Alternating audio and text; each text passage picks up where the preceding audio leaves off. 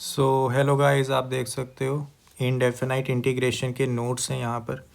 ठीक है, बहुत ही सिंपल और इजी नोट्स रखे हैं और मेरा मेन पर्पस यहाँ पर ये है इनडेफिनाइट इंटीग्रेशन की रिवीजन कराना। ठीक है, मैं यहाँ पे बेसिक से तुम्हें सब कुछ सिखाने नहीं वाला। ठीक है, मैं तुम्हें रिवाइज कराने वाला हूँ और अगर कुछ नई चीज़ें तुम्हें जो कि लग सकती हैं उनको मैं थोड़ा सा समझा दूँगा। ठीक है, क्लियर है, रिवीजन पर्पस है। देखो यहाँ पे कुछ बेसिक इंटेग्रल मैंने लिखे हुए हैं। ठीक है, ये ऐसे इंटेग्रल है जो कि आपको एकदम से दिमाग में आने चाहिए। ठीक है, एकदम से दिमाग में आने का मतलब कि जैसे मान लो ये तुम्हें दिखा तो तुम्हें एकदम से ये पता होना चाहिए। ठीक है, ये नहीं कि तुम सोच रहे हो। क्लियर है, ये बिल्कुल ही अच्छे से तुम्हें याद होने चाहिए। सबसे पहले x की पावर n को अगर तुम देखते हो उसकी इंटीग्रेशन सिंपल आ जाती है कि आप x की पावर 1 बढ़ा दो और जो बढ़ी हुई पावर है उससे डिवाइड कर दो।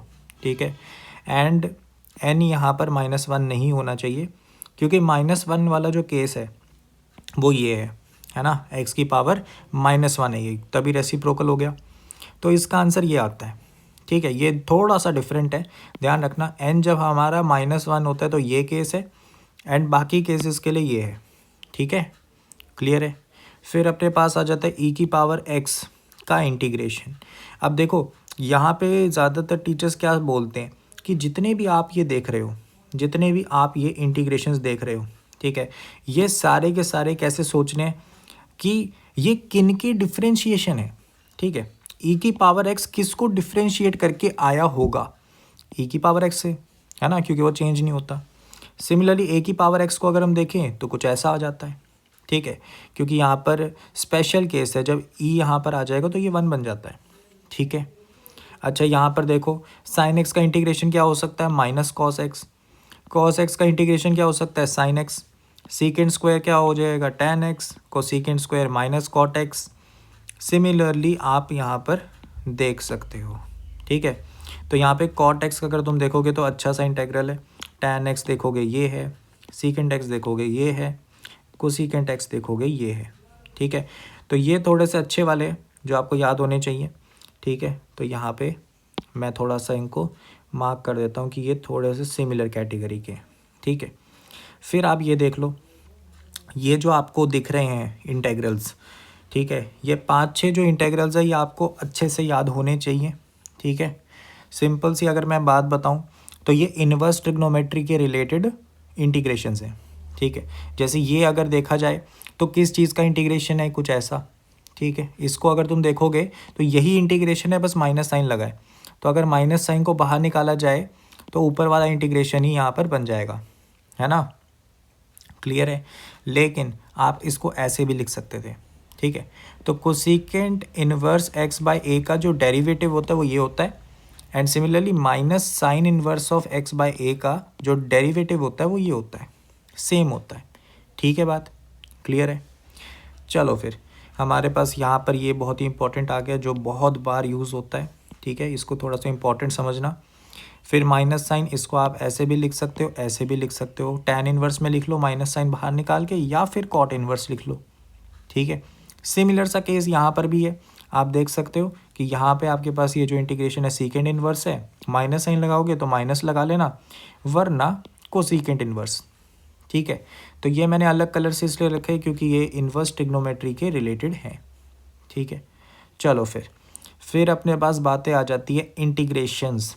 देखो इंटीग्रेशन में ज़रूरी नहीं है कि आप सिर्फ जो मैंने मेथड्स बताए वही करते रहो।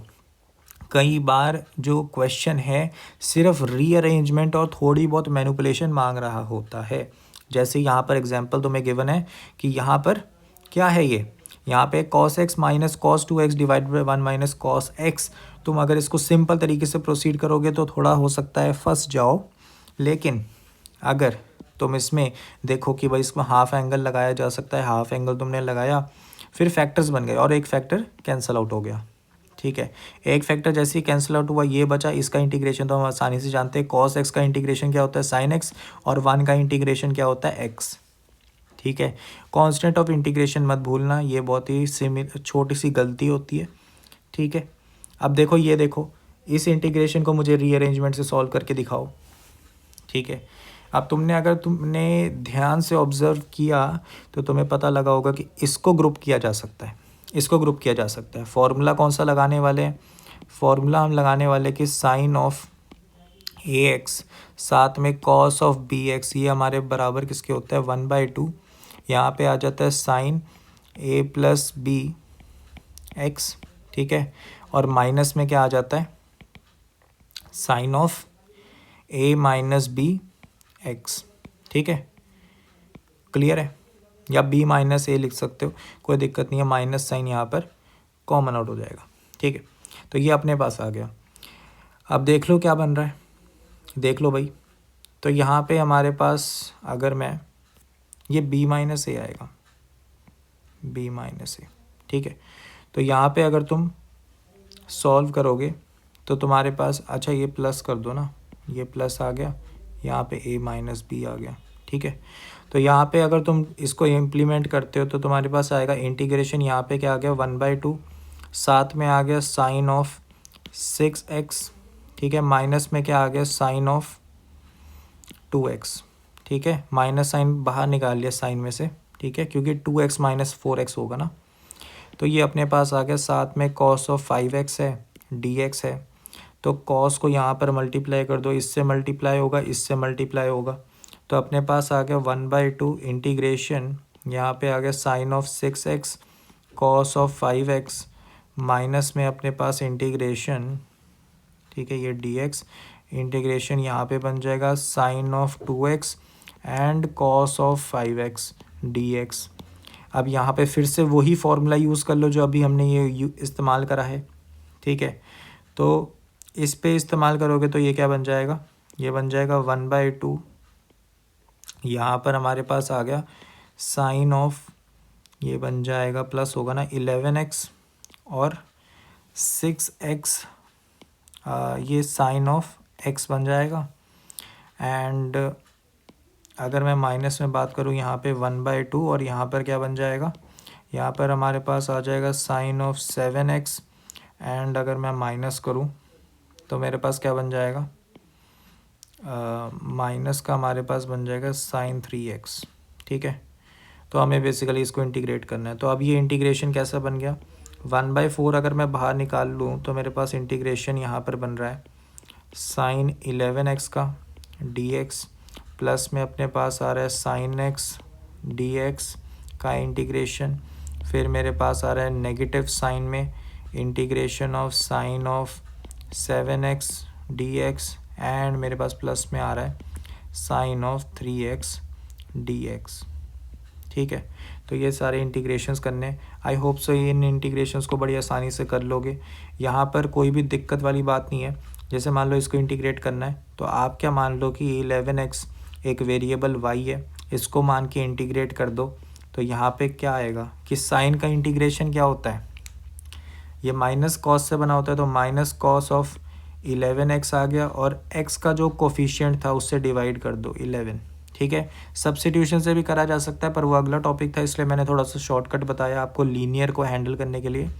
सिमिलरली यहाँ पर अगर आप करोगे माइनस कॉस ऑफ x आ जाएगा, यहाँ पे आपके पास माइनस कॉस ऑफ 7x/7 आ जाएगा और यहाँ पे आपके पास कॉस ऑफ 3x माइनस में बाय 3 आ जाएगा। क्लियर है? समझ गए? तो ये हमारे पास इसका करेक्ट आंसर आ जाएगा। ठीक है, इस क्वेश्चन का करेक्ट आंसर आ जाएगा, प्लस कांस्टेंट ऑफ इंटीग्रेशन भी होगा c and this is the solution. तो यहाँ पे आप देख सकते हो हमने रीअरेंजमेंट से इस इंटीग्रेशन को सॉल्व किया है using this formula of trigonometry, and यही इसको करने का एक काफ़ी सिंपल मेथड है।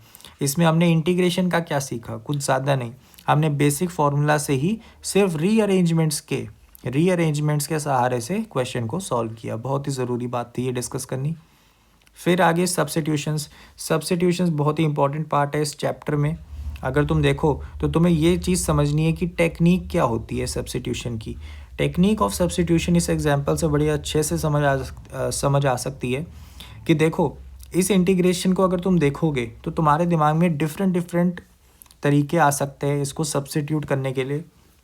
अब जैसे कि एक तुम सोच सकते हो कि एक्स स्क्वायर को मैं कोई वेरिएबल टी मान लूँ। अगर तुम ऐसा करते हो तो डी एक्स क्या आएगा तुम्हारे पास, 2x इक्वल टू यहाँ पर क्या आ जाएगा डी टी। तो अब इस इंटीग्रेशन को अगर तुम चेंज करोगे तो यहाँ पर तुम्हें दिख रहा है कि ये क्या बन गया, टी बन गया, ठीक है। एंड यहाँ पे क्या बन गया, ये x की पावर 6 इंटू एक्स है, तो x डी एक्स यहाँ से हैंडल हो जाएगा, डी टी बाई 2 आ जाएगा, यहाँ 2 वहाँ चले गया। एंड जो x की पावर 6 है वो t की पावर 3 बन जाएंगे, ठीक है। तो ये जो इंटीग्रेशन है कैसा बन जाएगा, इंटीग्रेशन t का क्यूब, ठीक है, डिवाइड में क्या आ गया 1 माइनस टी की पावर 5, ठीक है, t की पावर 5 एंड फिर यहाँ पे आ गया डी टी बाई 2, ठीक है। तो ये हमारे पास इंटीग्रेशन बन गया। बट आप अभी भी देख सकते हो कि इसको इंटीग्रेट करना ज़्यादा आसान नहीं है। हमें क्या, आप फिर से इसमें सब्स्टिट्यूशन क्या करनी पड़ेगी, बता दो भाई। इसको देख के आपको क्या आ रहा है दिमाग में, इसको देख के आपको दिमाग में आ रहा होगा कि 1 माइनस टी को भी मैं सब्स्टिट्यूट कर देता हूँ कोई वेरिएबल वाई। तो अगर मैं माइनस डी टी देखूँ मेरे पास डी वाई के बराबर आ रहा है ना। तो यहाँ पर जब आप इसको सब्स्टिट्यूट करोगे तो आपके पास ये इंटीग्रेशन क्या बन जाएगा, t plus one sorry y plus one sorry 1 minus y की पावर 3 डिवाइड में क्या आ जाएगा y की पावर 5 एंड यहाँ पे क्या आ जाएगा माइनस डी वाई बाई 2, ठीक है। तो -1/2 अगर मैं कॉमन आउट कर दूँ डी वाई। अब ये इंटीग्रेशन सॉल्वेबल है, कैसे सॉल्वेबल है बता दो भाई। इस पे मैं बाइनोमियल एक्सपेंशन लगा सकता हूँ, बाइनोमियल एक्सपेंशन लग जाएगी, ठीक है। तो इसकी टर्म्स जो हैं खुल जाएंगी एंड नीचे वाला y की पावर 5 इससे जब डिवाइड होगा तो वो इंडिविजुअली सॉल्वेबल है और बहुत आराम से इंटीग्रेट हो जाएंगे। बट अगर इस सारे प्रोसेस में तुम समझ रहे हो तो हमने बेसिकली 2 बार यहाँ पर क्या करी है, सब्स्टिट्यूशन करी है। पहली ये सब्स्टिट्यूशन होगी, दूसरी ये हो गई। इन दोनों को ही हम एक स्टेप में कंबाइन कर सकते थे, एक स्टेप में कंबाइन कर सकते थे। बता दो भाई कैसे कर सकते हैं, सोचो सोचो सोचो सोचो। कर सकते हैं, एक स्टेप में कंबाइन कर सकते हैं। कैसे, अगर तुम सोचते डायरेक्टली सोचते कि भाई ये जो डिनोमिनेटर है इसको ही अगर मैं डायरेक्टली टी पुट कर दूं तो ये बहुत इजीली सॉल्व हो जाएगा और ऊपर कुछ बनेगा उसको हम हैंडल कर लेंगे। तो यहाँ पे तुमने सोचा कि 1 माइनस एक्स स्क्वायर इसको हम क्या पुट करने वाले टी। तो अब तुम पुट करोगे तो नीचे वाला डिनोमिनेटर क्या बन गया, टी बन गया, ठीक है। एंड ऊपर वाला क्या बन जाएगा, ऊपर वाले में क्या करेंगे हम कि एक्स स्क्वायर की वैल्यू क्या आ गई 1 माइनस टी, ठीक है। तो यहाँ एक्स की पावर 6 है, मतलब एक्स स्क्वायर की पावर 3 है और साथ में एक एक्स पड़ा, एक्स डी एक्स अलग से हैंडल हो जाएंगे। तो ये जो चीज़ है वो अपने पास क्या आ जाएगी, क्या आ जाएगी भाई, एक्स स्क्वायर की वैल्यू 1 माइनस टी है ना। तो ये इंटीग्रेशन में अगर ऊपर देखूँ मैं तो एक x की पावर 6 है, साथ में x dx है और नीचे क्या है अपने पास t की पावर 5 है, ठीक है। नीचे वाले को पुट कर दिया, ऊपर वाले में देखो कैसे बनेगा, ये x स्क्वायर की पावर 3 है तो x स्क्वायर को मैं पुट कर सकता हूँ यहाँ से उठा के, डाल दो तो यहाँ पे 1 माइनस टी आएगा। और x dx को कैसे हैंडल करेंगे, इसको डिफ्रेंशिएट करते हैं, 2x dx equal to minus d t. तो यहाँ पे आपके पास x dx क्या निकल के आ गया, -1/2 इंटू डी टी। तो उसको डाल दो, इसकी जगह डालोगे क्या आएगा, यहाँ पे आएगा -1/2, साथ में आ गया डी टी। तो ये वही फॉर्म बन गई जो आपकी 2 सब्स्टिट्यूशन करके आ रही थी, ठीक है, क्लियर है। तो यहाँ पे समझने वाली बात ये है कि आप कैसे सोचते हो, ठीक है। आंसर दोनों तरीके से आएगा लेकिन यहाँ पे अप्रोच थोड़ी सी स्मॉलर है, ठीक है। ये आपको पता होनी चाहिए छोटी छोटी सी बातें, ठीक है। एक और एग्जांपल देख लेते हैं। यहाँ पे आप देख सकते हो सब्स्टिट्यूशन देखते ही पता लग रही है, क्या सब्स्टिट्यूट करने वाले हैं, क्या सब्स्टिट्यूट करेंगे। तो यहाँ पे हम सब्स्टिट्यूट करने की सोच सकते हैं कि अगर मैं a plus b tan square x को t डाल दूँ तो अगर मैं डिफ्रेंशिएट करूँगा मेरे पास क्या आएगा, 2b tan ऑफ x और tan ऑफ x का डिफ्रेंशिएशन जो कि आ जाएगा secant square x d x equal to d t. तो अब अगर मैं देखूं डिनोमिनेटर तो बहुत इजीली यहाँ पर t बन जाएगा, लेकिन न्यूमरेटर में मुझे क्या चाहिए, ये तो चलो कांस्टेंट है, कोई दिक्कत वाली बात नहीं है, मल्टीप्लाई डिवाइड कर लेंगे, लेकिन सीकेंड स्क्वायर एक्स का क्या करा जाए। तो सीकेंड स्क्वायर एक्स को हैंडल करने के लिए हम क्या करेंगे, यहाँ से सीकेंड स्क्वायर एक्स की वैल्यू निकालेंगे। निकाल के दिखाओ मुझे। देखो a plus b, tan square को क्या लिख सकता हूँ, secant square x minus one. सही बात है कि नहीं, ठीक है। और ये मेरा t के बराबर है। तो सीकेंड स्क्वायर एक्स की अगर तुम वैल्यू निकालना चाहते हो तो क्या निकलेगी, b times सीकेंड square x, plus में a है माइनस में b है इक्वल टू t है। और इसको अगर मैं उधर लेके जाऊँ तो प्लस का b है और माइनस का a है और b से डिवाइड हो गया। तो ये मेरे पास आ रही है सीकेंड स्क्वायर एक्स की वैल्यू, जिसको मैं यहाँ पर पुट कर सकता हूँ। तो मेरे पास क्या आएगा, 2b tan ऑफ x, और सीकेंड स्क्वायर एक्स को जैसे ही पुट किया t plus b minus a by b, ठीक है, dx। b से b कट गया, ठीक है। और ये जितनी भी चीज़ है मैं यहाँ पर डिनोमिनेटर में ले जाऊँगा dt के, क्योंकि मुझे पता है कि वो t की फॉर्म में। तो मेरे पास यहाँ पर आ रहा है 2 tan of x equal tan x dx equal to dt divided by t plus b minus a, and यहाँ पर 2 से भी डिवाइड में ले जाते हैं। तो tan x dx की वैल्यू निकल चुकी है। क्लियर है। अब मैं थोड़ा सा यहाँ पर तामझाम हटाता हूँ, जो हमने यहाँ पर थोड़ी कैलकुलेशन वगैरह करी है, ठीक है, ताकि हम इजीली सॉल्विंग दिखा सकूँ मैं। तो बेसिकली अगर तुम देखो यहाँ पर tan x dx की जो वैल्यू है, ठीक है, इसको मैंने यहाँ पर निकाल लिया है।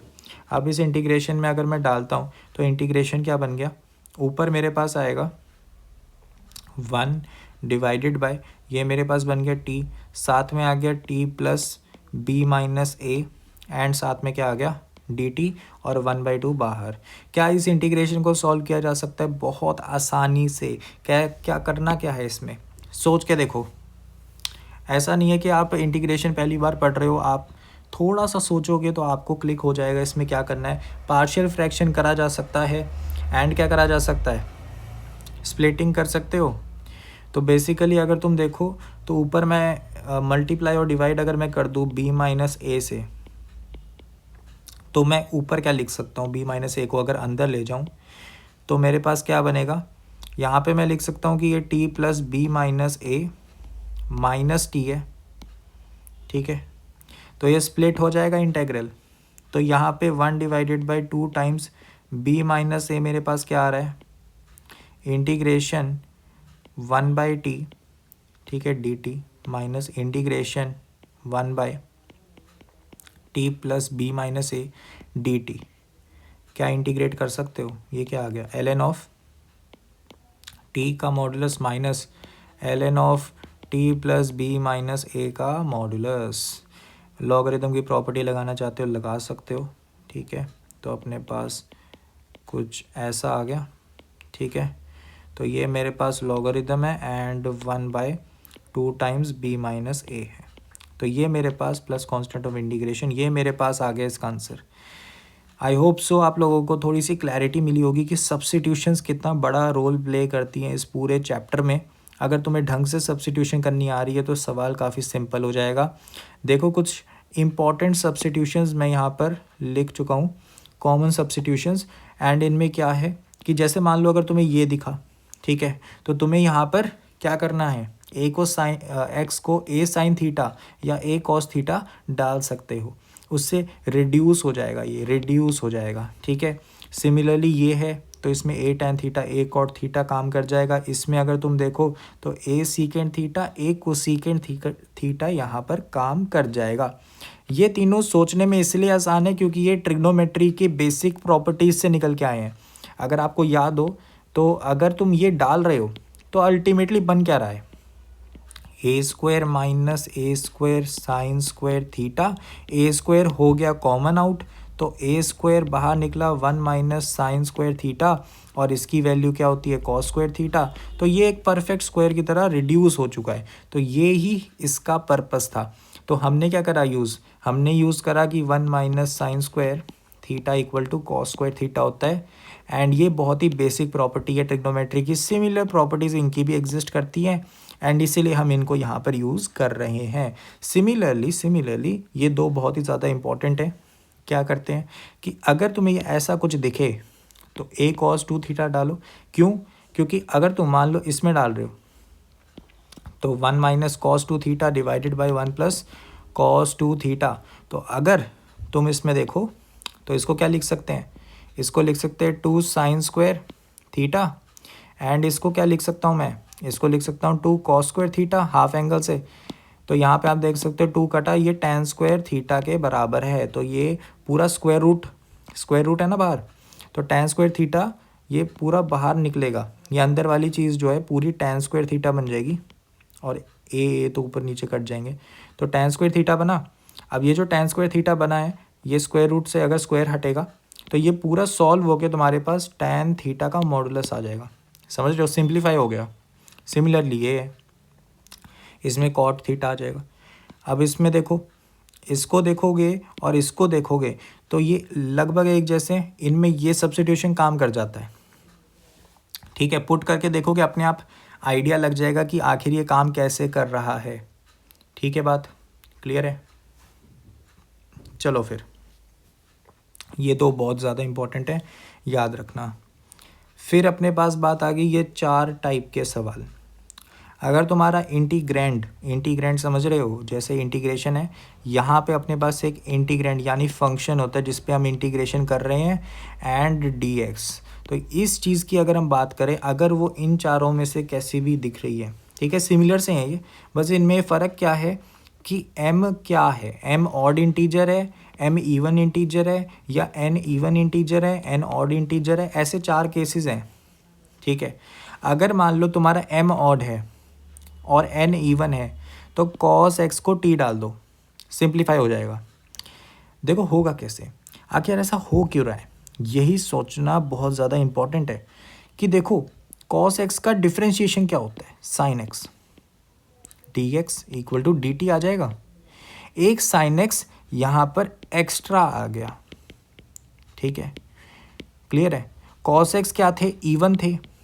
ठीक है, एक एक्स्ट्रा आया तो ये ऑड वाला बैलेंस आउट हो जाएगा, ऑड इंटीजर जो sin x की क्वांटिटी है। ठीक है, तो sin x की क्वांटिटी ऑड थी तो उसको बैलेंस करने के लिए, सिमिलरली अगर तुम यहाँ पर देखो, यहाँ पे m, अब sin x इवन क्वांटिटी में है और cos x ऑड क्वांटिटी में, तो sin x को t डाला है क्योंकि उसका डिफरेंशिएशन cos x आ जाएगा, वो एक्स्ट्रा वाले को बैलेंस कर देगा। पुट करके देखोगे सवालों में तो थोड़ा सा आइडिया लगेगा कि मैं क्या बोल रहा हूँ। अब देखो यहाँ पर दोनों ऑड है, दोनों ऑड में आप कोई भी डाल सकते हो, कोई दिक्कत वाली बात नहीं है, दोनों डालोगे तो सिमिलर से ही बन जाएंगे।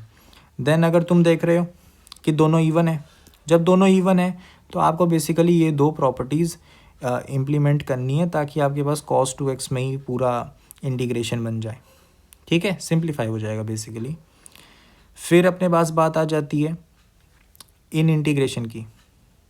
ठीक है, ये वेरी इंपॉर्टेंट में आते हैं। ठीक है, ये वेरी इंपॉर्टेंट में आते हैं, डबल स्टार दे दिया जाए। ठीक है, बहुत ज़्यादा इम्पॉर्टेंट है, याद होने चाहिए। ठीक है, जब मैं कहता हूँ याद होने चाहिए तो याद होने चाहिए। ठीक है, हालांकि मैंने इनकी सब्स्टिट्यूशन भी तुम्हें बता दी है कि कौन से सब्स्टिट्यूशन से, जो कि हम पहले डिस्कस कर चुके हैं कि इसमें दिखा तो क्या डालना है, ये दिखा तो क्या डालना है, सेम ही डल रहे हैं इन दोनों में, और ये वाले में tan डालते हैं, ये तो मैंने बता दिया पहले। लेकिन ये जो रिज़ल्ट आया है ये आपको याद होने चाहिए। ठीक है, इनमें कोई कॉम्प्रोमाइज़ नहीं है, ये आपको याद होने चाहिए। ठीक है, बात क्लियर है? समझ गए? अच्छे से याद कर लो इनको।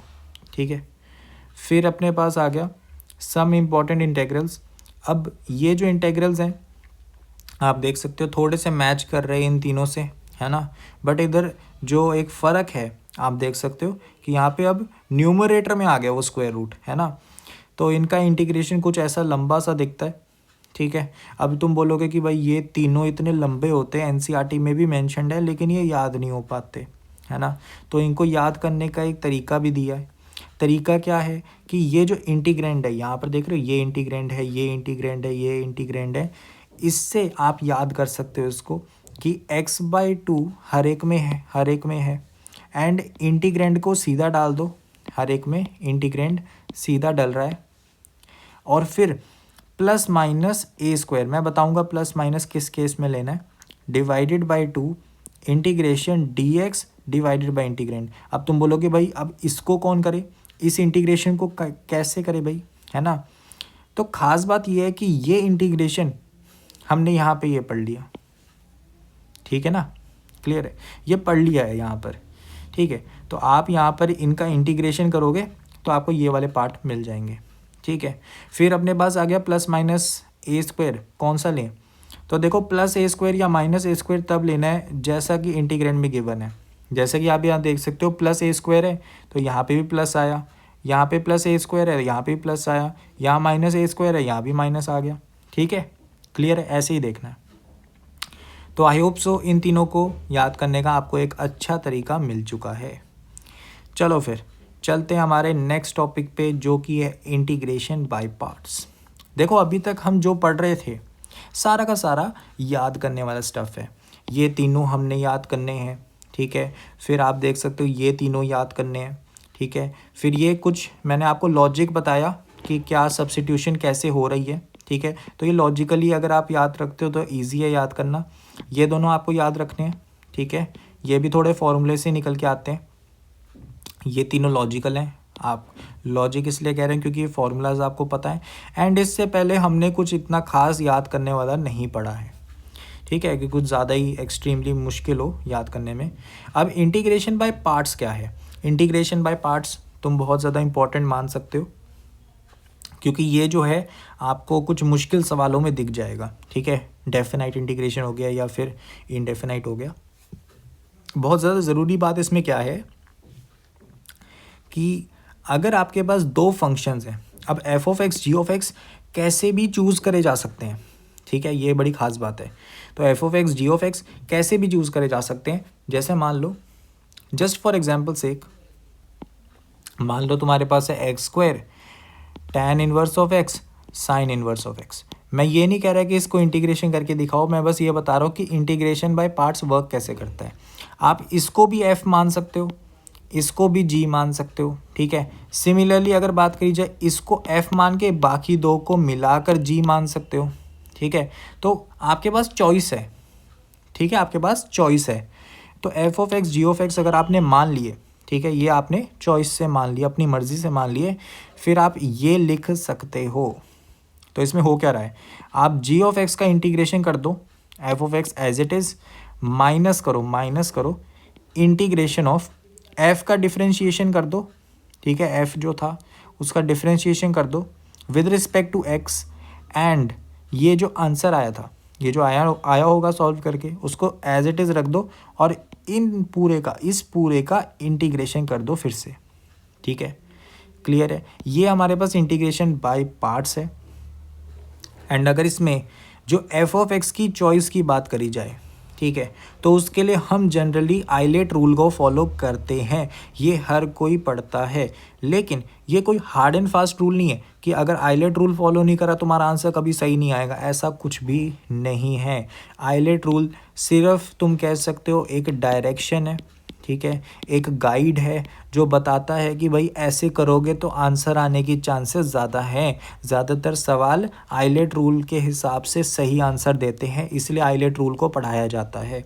आइलेट रूल क्या कहता है, आइलेट रूल कहता है कि अगर आइलेट की तुम एक्सपेंशन करते हो, ठीक है, फुल फॉर्म देखो तो इन्वर्स ट्रिग्नोमेट्रिक फंक्शन आई है, लॉगरिदमिक फंक्शंस एल है, एल्जेब्रिक फंक्शंस जैसे एक्स हो गया, पॉलिनोमियल्स हो गए, रैशनल फंक्शंस हो गए, वो सारा इसके अंदर है। फिर ट्रिग्नोमेट्रिक फंक्शंस हो गए एंड एक्सपोनेंट फंक्शंस हो गए। तो इनमें प्रेफरेंस जो है यहाँ की तरफ बढ़ रही है। एफ ऑफ एक्स तुम्हें कौन सा मानना है, अगर मान लो इन्वर्स दिखा तो एफ ऑफ एक्स इसको मानेंगे, अगर लॉगरिदमिक दिखा इसको मानेंगे, एल्जेब्रिक दिखा इसको मानेंगे, ट्रिग्नोमेट्रिक दिखा इसको मानेंगे, एक्सपोनेंट दिखा तो इसको मानेंगे, ठीक है। एफ ऑफ एक्स की चॉइस बताता है, कोई हार्ड एंड फास्ट रूल नहीं है, बस इसीलिए पढ़ाया जाता है ये क्योंकि ज़्यादातर सवाल जो मोस्ट कॉमनली हम इंटीग्रेशंस पढ़ते हैं उनमें आइलेट रूल बहुत ही अच्छा परफॉर्म करता है, ठीक है, बहुत ही अच्छे से यहाँ पर तुम्हें सॉल्विंग्स दे देता है, ठीक है, क्लियर है। एक दो एग्जाम्पल देखते हैं, ठीक है। तो देखो ln ऑफ एक्स का स्क्वायर, तो यहाँ पे क्या करा जा सकता है।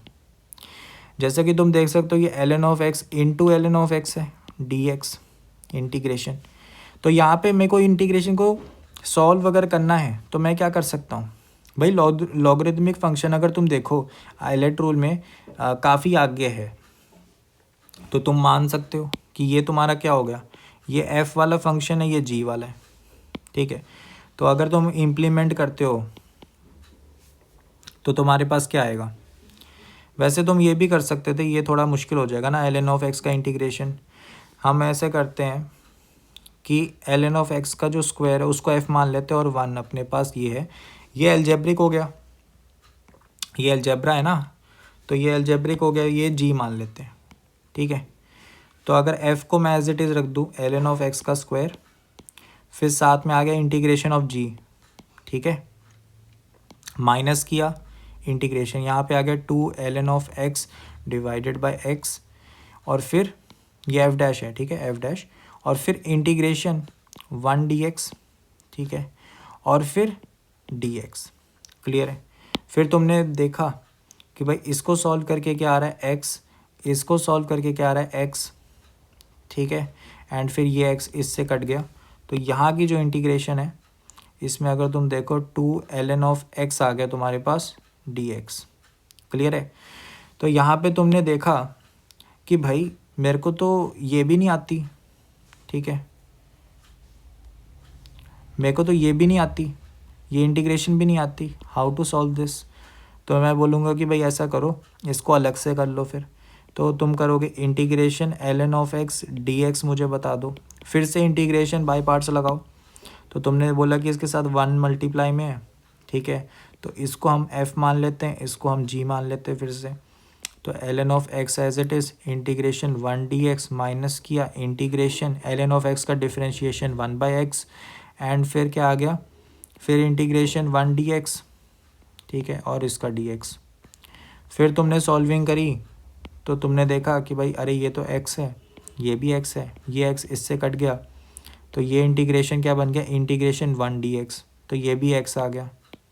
तो ये सॉल्व करके क्या आ रहा है, ln of x times x minus x, ठीक है, ये तुम्हारे पास क्या आ गया, ln ऑफ x का इंटीग्रेशन का सोल्यूशन आ गया। अब इसी को तुम यहाँ पे ऊपर डाल दो, ठीक है, ये 2 बाहर निकल जाएगा, ठीक है, तो ये तुम्हारे पास आ गया। तो फाइनली इस इंटीग्रेशन का आंसर क्या आया कि ln ऑफ x का स्क्वायर टाइम्स x माइनस, फिर तुमने देखा -2, और फिर ये आंसर, ठीक है, ये आंसर। तो ये आ गया ln of x times x minus x, ठीक है। तो ये तुम्हारे पास प्लस कांस्टेंट ऑफ इंटीग्रेशन, ये तुम्हारे पास आंसर आ गया हमारे क्वेश्चन का, ठीक है, बात क्लियर है। 2 बार इंटीग्रेशन बाय पार्ट्स हमें यहाँ पर यूज़ करने की ज़रूरत पड़ गई, क्योंकि मुझे देखा कि भाई ln ऑफ x का इंटीग्रेशन तो मुझे आता ही नहीं है, ठीक है, क्लियर है। चलो फिर अब दूसरा एग्जाम्पल भी करके दिखा देता हूँ। तो इंटीग्रेशन बाय पार्ट्स जो है ना, समझना बहुत ज़रूरी है, क्योंकि करना तो हमने इम्प्लीमेंट वही है, ठीक है, बट आप जब इसकी प्रैक्टिस करोगे ना तो आपको अपने आप ही ये विजडम आ जाएगी कि f क्या लेना है और g क्या लेना है, ठीक है। f हम वो लेते हैं जिसका हमें इंटीग्रेशन शायद g के साथ करने में मुश्किल हो जाए, ठीक है। g हम वो चूज़ करते हैं जिसका इंटीग्रेशन बहुत ही आसान होता है, ठीक है।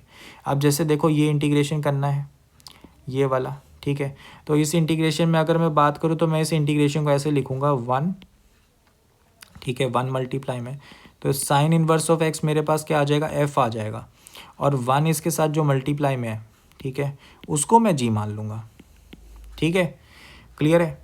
तो यहाँ पे मेरे पास f तो एज इट इज़ आएगा, sign inverse of x integration 1 dx minus integration sine inverse का डिफरेंशिएशन क्या होता है, 1 माइनस एक्स स्क्वायर का स्क्वायर रूट, एंड ये आ जाएगा अपने पास इंटीग्रेशन 1 dx एंड इस पूरे का dx, ठीक है। तो यहाँ पे तुमने फिर से ऑब्जर्व किया कि भाई ये तो x आता है, ये भी x आता है। फिर तुमने देखा कि ये इंटीग्रेशन क्या बन गया, ये इंटीग्रेशन बन गया x divided by 1 minus x square का स्क्वायर रूट। यहाँ पे तुमने अगर थोड़ी सी भी डिफ्रेंशिएशन की आदत है तुम्हें, तो तुम्हें दिखेगा कि अगर मैं -2 करूँ, माइनस साइन बाहर 2 से डिवाइड, तो यहाँ पे कुछ चेंज नहीं आया, ये बस मैनिपुलेशन है। और तुम्हें यहाँ पे इस पॉइंट पे रियलाइज़ हो जाएगा कि ये एक्चुअली क्या है, किसका डिफरेंशिएशन है, 1 माइनस एक्स स्क्वायर का। ठीक है, तो ये अपने पास आ गया minus plus constant of integration. तो यहाँ पे जो अपना आंसर आ रहा है वो क्या आ रहा है, sine inverse of x times x minus square root of 1 minus x square plus constant of integration. ठीक है बात, एक बार आपकी मेरी तरह स्पीड बन गई कि बस आपको वो फॉर्मूला इम्प्लीमेंट करना है एंड दैट्स ऑल। बस ये फॉर्मूला ही सब कुछ है। ठीक है, इंटीग्रेशन बाय पार्ट्स का। इंटीग्रेशन बाय पार्ट्स एक तो दिमाग में नहीं आता, ठीक है, कभी कभार कि आखिर कब लगाना है। देखो, इंटीग्रेशन बाय पार्ट्स हमेशा तब लगाया जाता है, ठीक है, जितना मेरा क्वेश्चंस के साथ एक्सपीरियंस है, ऐसे सवालों में जहाँ पे आप डेड एंड में पहुँच गए हो। ठीक है, आप जैसे मान लो कि ये दोनों सवाल थे, इसमें क्या कर लेते हैं, क्या लेते आप, ठीक है, आप एक्स को साइन थीटा पुट करते, उसको करके आप कुछ ट्राई कर सकते हो। ठीक है, बट अगर तुम्हें ऐसा एक डेड एंड सा दिख रहा है, दिस इज़ मोस्ट प्रोबेबल कि आपके पास इंटीग्रेशन बाय पार्ट्स ही इसमें लगना है। सिमिलरली ये है ln ऑफ एक्स स्क्वायर, तो क्या करोगे क्या इसमें। ठीक है, तो सिंपल सी बात आती है कि यहाँ पर एक थोड़ी सी मुश्किल इंटीग्रेशन होती है, दिखती सिंपल है बट उसमें आप कह सकते हो कि कोई मैनिपुलेशन ईजी नहीं होती सोचनी। ठीक है, तो उसमें इंटीग्रेशन बाय पार्ट्स काफ़ी यूज़ हो जाता है। बाकी प्रैक्टिस करोगे तो ऑलरेडी आपको अंदाज़ा लगने लगेगा। अब जैसे ये सवाल है, इस सवाल में आपको देखते ही पता लग रहा है क्या कि इंटीग्रेशन बाय पार्ट्स लगना है, क्योंकि एक्स और tan इनवर्स इनका कुछ मेल नहीं है। ठीक है, ये थोड़ी सी अलग अलग चीज़ें हैं, तो इनमें अगर हम इंटीग्रेशन बाय पार्ट्स लगाए तो हमारे पास कुछ अच्छी चीज़ें आ सकती हैं निकल के। तो इसका इंटीग्रेशन करो और मुझे बताना कमेंट सेक्शन में। ठीक है, होमवर्क क्वेश्चन है ये।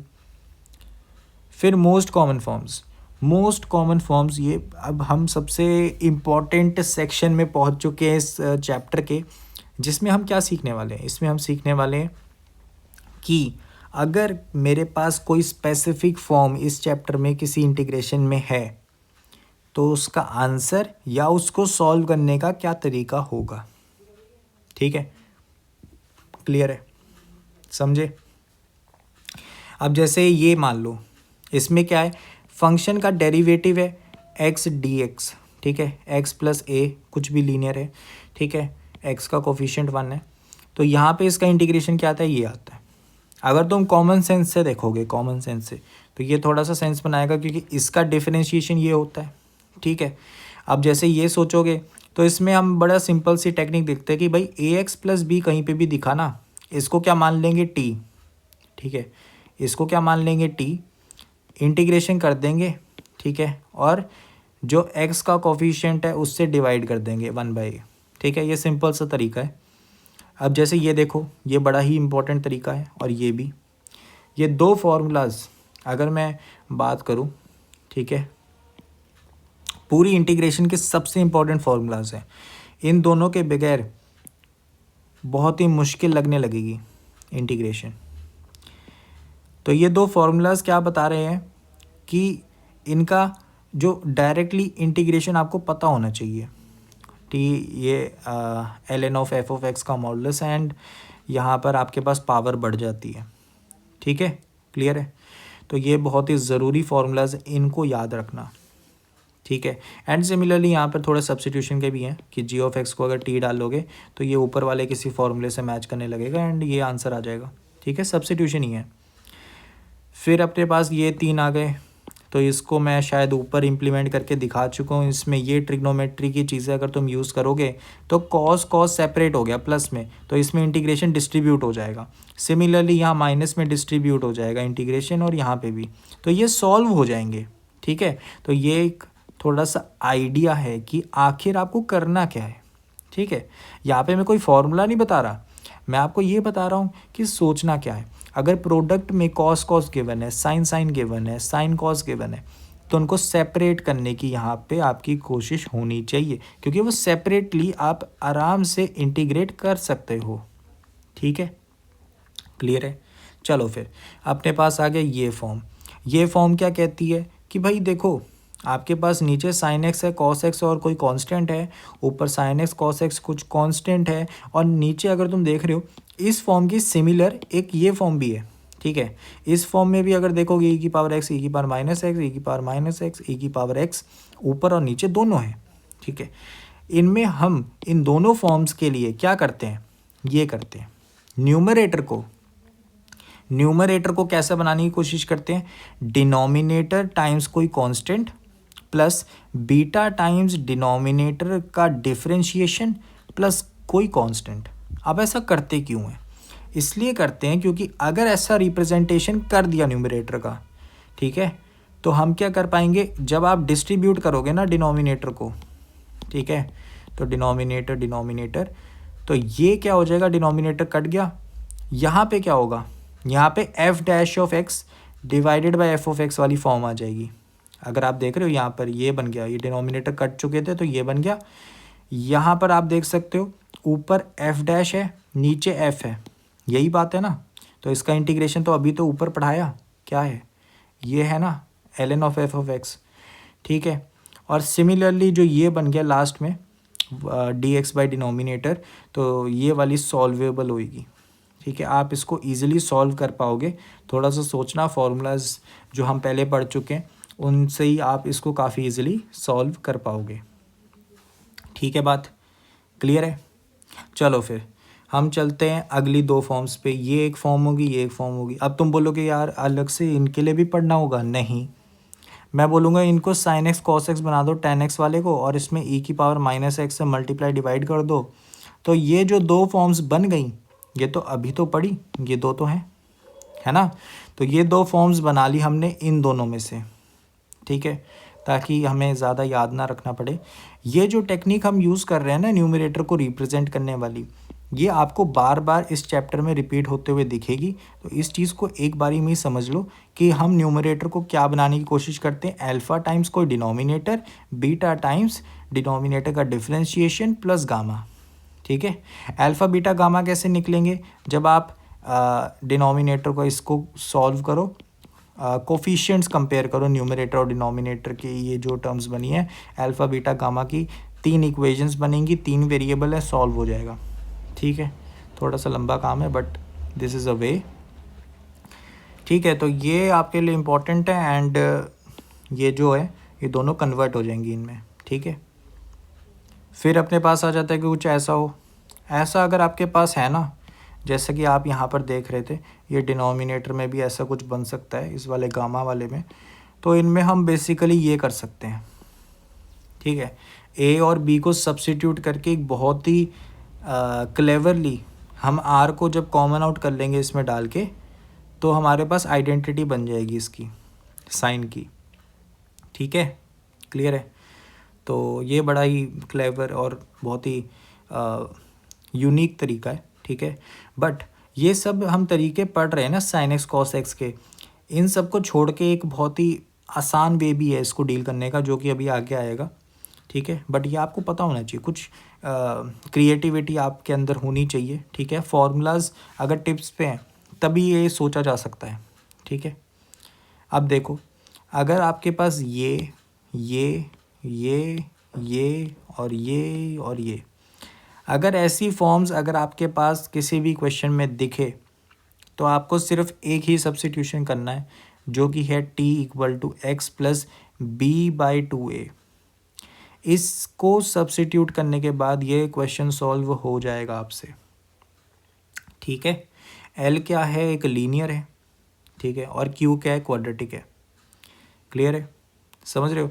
ये सारी जो 6 फॉर्म्स हैं इनके लिए सिर्फ ये सब्स्टिट्यूशन काम कर जाएगा। अब देखो ये इतनी इंपॉर्टेंट है कि बाकियों को भी हम इसी के फॉर्म का लाना चाहते हैं। जैसे ये मान लो ये आ गया, L1 से मल्टीप्लाई और डिवाइड कर दिया अंदर, ठीक है, तो L1 का स्क्वायर हो गया, ऊपर L1 आ गया, नीचे L1 इंटू L2 क्या है, क्वाड्रेटिक है, 2 लीनियर मल्टीप्लाई होकर क्वाड्रेटिक बन जाएगा। तो ये कुछ ऐसी फॉर्म है जिसको हम ऊपर यहाँ पर डील कर चुके हैं, तो इसके लिए क्या सब्स्टिट्यूट करेंगे ये, ठीक है। सिमिलरली अगर तुम ये देखते हो, ये थोड़ी सी डिफरेंट है, अगर नीचे लीनियर आ जाए और यहाँ स्क्वायर रूट में क्वाड्रेटिक है, तो आपको L को 1/t पुट करना है। अब ये दिमाग में नहीं आता ये दिमाग में नहीं आता, ठीक है, कि इसमें क्या करना है। क्योंकि देखो अगर तुम यहाँ पे देखोगे ना, b/2a का थोड़ा सा दिमाग में रहता है कि हाँ हमारे पास दोनों रूट्स का मीन है, अल्फ़ा और बीटा अगर किसी क्वाड्रेटिक के रूट्स हैं तो उनका जो मीन होता है वो कुछ ऐसा दिखता है, ठीक है, -b/2a। तो ये कुछ सेंस बना रहा है कि हाँ हम मीन को डाल रहे, कुछ अच्छी सी फॉर्म बन जाएगी, लेकिन इसमें नहीं सूझा, है ना। 1/t ये कुछ सेंस नहीं बनाता, इसीलिए इसको मैंने स्टार मार्क करा है, बल्कि डबल स्टार भी कर सकता हूँ, बट क्योंकि ये फॉर्म इतनी दिखती नहीं है मेंस में, तो इसीलिए मैंने मार्क नहीं करी। बट यहाँ पे एक चीज़ समझ लो कि ये आपको पुट करना है और इससे चमत्कार हो जाएगा, ठीक है। ये एक्चुअली ये बन जाएगी, समझ रहे हो, ये बन जाएगी, ठीक है। और ये जो चीज़ है इसमें तो आपने यहाँ पे ऊपर पढ़ा ही है, ये देख रहे हो ये चीज़ है, ठीक है। तो ये जो 12th नंबर पे लिखा है ना t=x+b/2a, ये बहुत ही इंपॉर्टेंट है, ठीक है। इसी फॉर्म्स में लाने की कोशिश है, बट एक सब्स्टिट्यूशन यहाँ पे पहले लगेगा, l=1/t। लीनियर को हम 1/t से सब्स्टिट्यूट कर रहे हैं, ठीक है। अब देखो यहाँ पे 15th वाले को देखो, root quadratic divided by linear है, तो रूट क्वाड्रेटिक यहाँ पे अगर मैं मल्टीप्लाई और डिवाइड कर दूँ तो मेरे पास क्या बन जाएगा ऐसा। और इस क्वाड्रेटिक को मैं क्या लिख सकता हूँ, कोई दो लीनियर का प्रोडक्ट प्लस कोई कांस्टेंट। अगर मैंने ऐसा लिखा तो मैं यहाँ पे इस इंटीग्रेशन को डिस्ट्रीब्यूट करूँगा तो ये दो बन जाएंगी। और इसको भी सॉल्व करना जानते हैं, इसको भी सॉल्व करना जानते हैं। इसको कैसे सॉल्व करेंगे, पहले l को 1/t डालेंगे और फिर ये बन जाएगी, फिर इसमें t को x+b/2a डालेंगे और इसमें तो सीधा ही डाल देंगे कि x+b/2a, ठीक है। तो बहुत ज़्यादा ज़रूरी बात क्या है कि आप इस इंटीग्रेशन को याद रखो और ये 6 फॉर्म्स को याद रखो और इनका सब्स्टिट्यूशन, ठीक है। क्लियर है बात। चलो फिर हम आगे इस पे क्या करेंगे भाई, इस पे हम क्या करेंगे कि ऊपर क्वाड्रेटिक है तो ऊपर वाली क्वाड्रेटिक को अल्फ़ा टाइम्स Q2, देखो यहाँ पर फिर से रिपीट हो रही है जो ऊपर हमने डिस्कस करा था, alpha times denominator beta times denominator का differentiation plus gamma. Alpha beta gamma coefficients की कंपैरिजन से आ जाएंगे, क्योंकि ये एक आइडेंटिटी है, आइडेंटिटी होती है जो हर एक एक्स के लिए वैलिड हो, हर एक एक्स के लिए वैलिड हो मतलब उनके कोफिशिएंट बराबर हो, ठीक है। क्लियर है। फिर अपने पास आगे कि अगर तुम ऐसा करोगे तो ये बन जाएगा, ठीक है, जिसमें ये आप सॉल्व कर सकते हो। इस पे क्या डालोगे, t=x+b/2a, और ये तो अपने पास सीधा ln ऑफ Q2 का मॉडुलस आ जाएगा। और इसमें भी आप क्या करोगे, इसमें आप कंप्लीटिंग द स्क्वायर भी कर सकते हो। आपके पास स्क्वायर रूट में हो सकता है कि x² - a² या x² + a² टाइप की ऐसी इंटीग्रेशन बन जाए, और इसका डायरेक्ट फॉर्मूला ऊपर पढ़े थे हम, है ना, ठीक है। सिमिलरली यहाँ पे भी कंप्लीटिंग द स्क्वायर करा जा सकता है। अब यहाँ पर देख लो, अगर मान लो ये फॉर्म आ गई तो इसमें कॉमन सेंस में क्या आता है कि यहाँ पे स्क्वायर रूट है, इस स्क्वायर रूट को हटाने की कोशिश करते हैं तो इस लीनियर को t² डाल दो, ठीक है, तो ये सॉल्व हो जाएगा। सिमिलरली अगर इसकी बात करो तो हम इसमें क्या कोशिश करेंगे कि पहले तो x को 1/t पुट करेंगे, ठीक है। आप देख सकते हो Q1 और यहाँ पे Q2, इसमें x को 1/2t पुट करेंगे, एंड जब हम ये पुट कर देंगे फिर ये पुट करेंगे। थोड़ा सा अनयूजुअल है, ठीक है। Q1 Q2 हमारे पास कुछ ऐसी फॉर्म के यहाँ पर, ठीक है, क्लियर है, ऐसी फॉर्म के, इसलिए यहाँ पर x को 1/t पुट कर रहे हैं, ठीक है, ताकि जब यहाँ पे 1/x आएगा तो यहाँ पे 1/x कॉमन आउट हो जाएगा, और इस फॉर्म से अगर मैं देखूँ 1/x² आएगा जब इसका डिफरेंशिएशन होगा, ठीक है, तो यहाँ पे -1/x² आएगा, तो ऊपर कुल मिला के एक x आ जाएगा, ठीक है। फिर ये सॉल्वेबल हो जाएगा।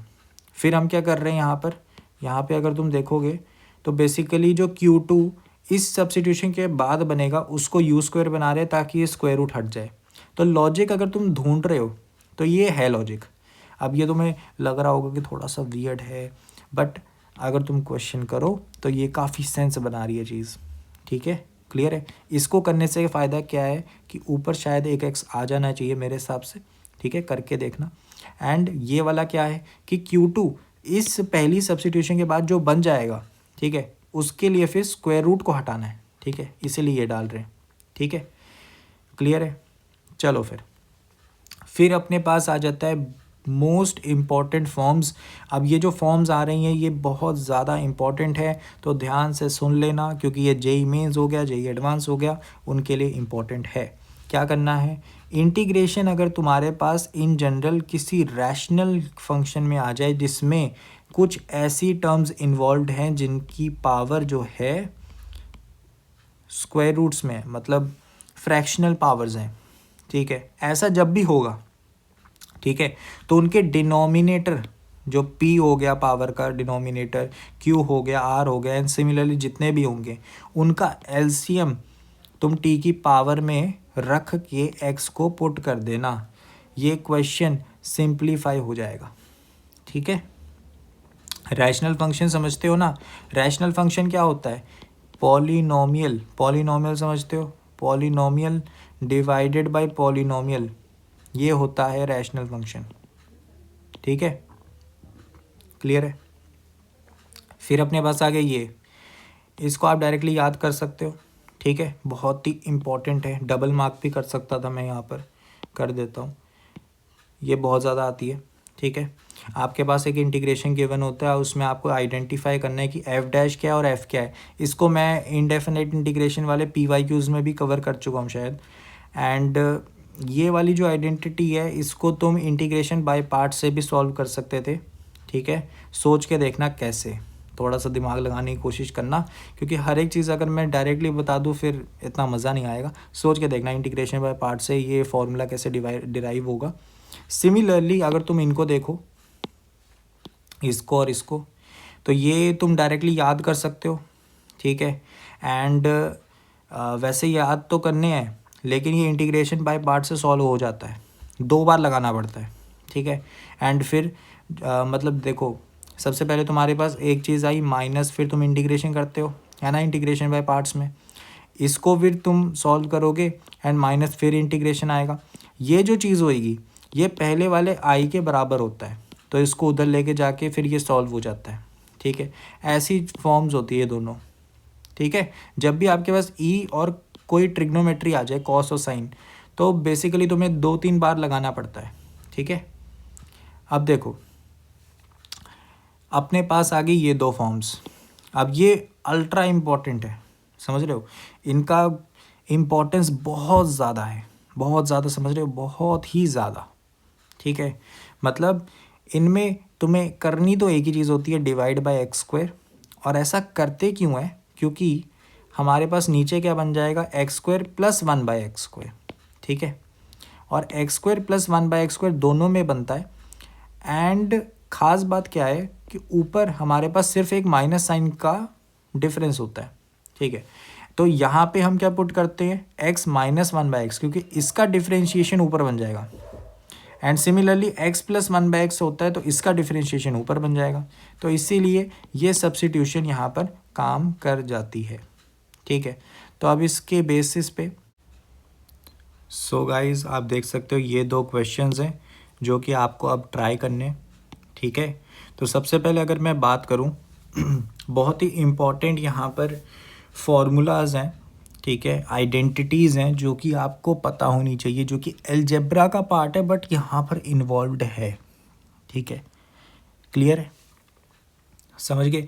आप इन इंटीग्रेशन को अपने तरीके से जैसे मर्जी ट्राई करना चाहो कर सकते हो, बट मेरी जो अप्रोच है वो मैं बताने वाला हूँ जिसमें आइडेंटिटीज़ इन्वॉल्व्ड हैं, ठीक है। सबसे पहला इंटेग्रल तुम देख रहे हो, ये चीज़ जेई मेंस पिछले जेई मेंस में पूछ चुका है, ठीक है, एनटीए वाले ये पिछले जेई मेंस में इस आइडेंटिटी पर सवाल पूछ चुके हैं। तो मैं इसी आइडेंटिटी को जनरल फॉर्म में तुम्हारे सामने रखता हूँ, ठीक है। तो अगर मैं इस सवाल को पहले तो साइड करूँ, इस सवाल को, ठीक है, इसको इस तरफ कर देते हैं, ठीक है। तो पहले इस सवाल पे फोकस करो, इस सवाल पे, ठीक है। इस सवाल पे अगर तुम फोकस कर रहे हो तो इसमें एक आइडेंटिटी इस्तेमाल होगी, x की पावर 4 प्लस ए की power 4 equal to x square, ठीक है, plus 2a² minus 2ax and साथ में आ जाता है x square plus 2a² plus 2ax, ठीक है। इसको तुम वेरीफाई भी कर सकते हो कि यहाँ पे अगर मान लो ये कैपिटल ए है, ये कैपिटल बी है, ये फिर कैपिटल ए है और ये कैपिटल बी है, तो यहाँ पे ए प्लस बी और ए माइनस बी वाली आइडेंटिटी लग जाएगी। तो एक्स स्क्वायर प्लस 2a² का square minus 4a² x square आ जाएगा, है ना। तो ये क्या बन जाएगा, ये हमारे पास बन जाएगा एक्स स्क्वायर, ठीक है, और अपने पास क्या आ जाएगा, ये अपने पास आ जाएगा 4a² x square and plus में क्या आ जाएगा, मेरे पास आ जाएगा 4a की पावर 4। सही बात है कि नहीं, 4a की पावर 4 आ जाएगा। क्लियर है, 4a की पावर 4, तो यहाँ पे ये 4 आएगा, ठीक है। तो ये आइडेंटिटी है। अब अगर तुम इसमें x की पावर 4 प्लस 1/4 बनाना चाहते हो तो a को क्या डाल दो, 1/2। तो a को जैसे ही 1/2 डालोगे तो इस आइडेंटिटी में क्या बन जाएगा, बता दो भाई। इस आइडेंटिटी की अगर हम बात करें तो इस आइडेंटिटी में क्या बन जाएगा, इस आइडेंटिटी में बन जाएगा x की power 4 plus 1/4 equal to x square, यहाँ पे आ जाएगा, क्या आ जाएगा भाई, माइनस एक्स प्लस 1/2 एंड क्या आ जाएगा, x square plus x plus 1/2। ये जेईई मेंस ने पिछली बार पूछा है, बट मैंने आपको क्या बता दिया, जनरल आइडेंटिटी बता दी कि ये कैसे काम कर रही है, ठीक है, समझ गए ये बात।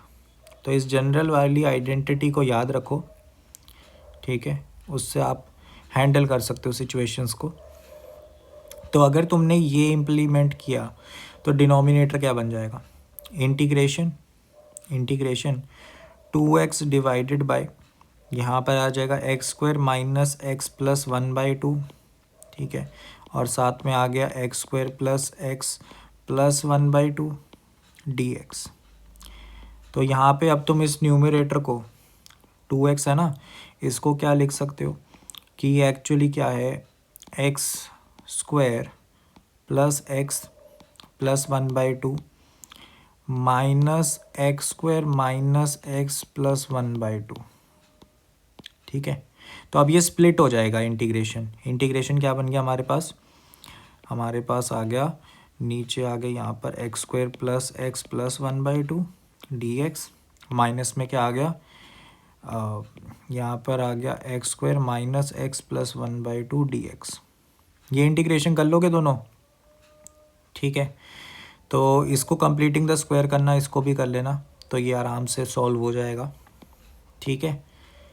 क्लियर है, तो आई होप सो समझ लग गया होगा इस इंटीग्रेशन को कैसे सॉल्व करेंगे, ठीक है। ये आइडेंटिटी याद रखना, और अगर आपको ऐसी ही जो इम्पॉर्टेंट आइडेंटिटीज़ है उनका एक कलेक्शन चाहिए तो आप क्या करो, मेरे टेलीग्राम चैनल को ज्वाइन करो नीचे दिए गए लिंक से, ठीक है। टेलीग्राम चैनल पे जैसे ही ज्वाइन करोगे, हमारे 2 ग्रुप्स हैं, ठीक है। एक ग्रुप है क्वेश्चन की कलेक्शन का, उसमें बहुत अच्छे क्वेश्चंस पहले के मैंने डाले हुए हैं, उसी में मैंने लेटेस्ट मैसेज जो करा है उसमें एक आइडेंटिटी की चीट शीट टाइप है, तो उस एक इमेज में मैंने सारे फार्मूलाज जो भी इम्पोर्टेंट मुझे ध्यान आए वो मैंने यहाँ पे लिखे हुए हैं।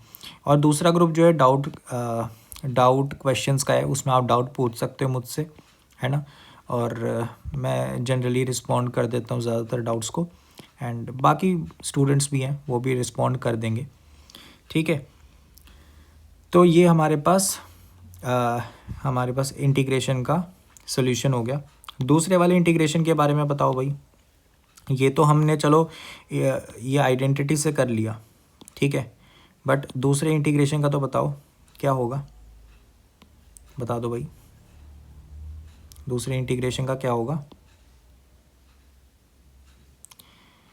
तो दूसरे इंटीग्रेशन में अगर तुम देख रहे हो थोड़ा सा अटपटा दिख रहा है, लेकिन कोई दिक्कत वाली बात नहीं है। एक्स को अगर एलसीएम लेके एक्स को ऊपर लेके जाओगे तो यहाँ पे x डिवाइडेड बाय एलसीएम लेके क्या आया है, x की power 4 plus x square plus 1 dx। तो यहाँ पे तुम देख सकते हो कि अगर इसको सॉल्व करना है तो एक और अलजेब्रा की आइडेंटिटी आपको याद होनी चाहिए जो कि बहुत पॉपुलर भी है। x की power 4 plus x square plus 1 किसके बराबर होता है, x square plus x plus 1, है ना, और x square minus x plus 1। ठीक है, क्लियर है। तो ये हमारे पास दोनों बराबर आते हैं, तो इसी में स्प्लिट कर दो इसको। तो ये इंटीग्रेशन क्या बन जाएगा, x है, डिवाइड में क्या है, x square plus 1 and x square minus x plus 1 dx।